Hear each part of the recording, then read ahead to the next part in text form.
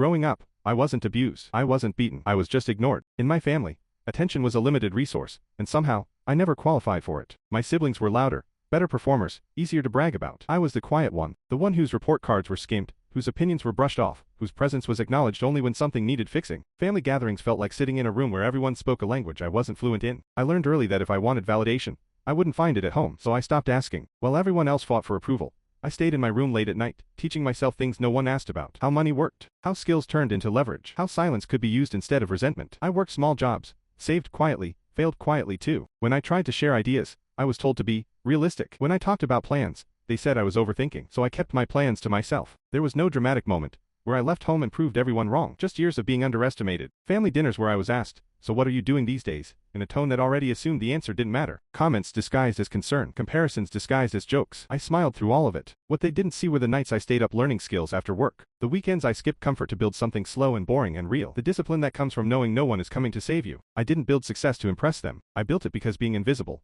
gives you a strange kind of freedom, no expectations, no pressure, no applause to chase. Years later, things shifted, not suddenly, just enough to be noticed. Relatives started asking questions differently. Conversations paused when I spoke. Someone once said, "We didn't know you were doing so well." I didn't correct them. They knew exactly what they needed to know, when it mattered to them. The truth is, I didn't become self-made out of ambition. I became self-made out of neglect, out of learning to rely on myself when no one else did. And I don't resent my family anymore, because being ignored taught me something powerful. When no one is watching you, you can build without noise, fail without shame, and succeed without needing permission.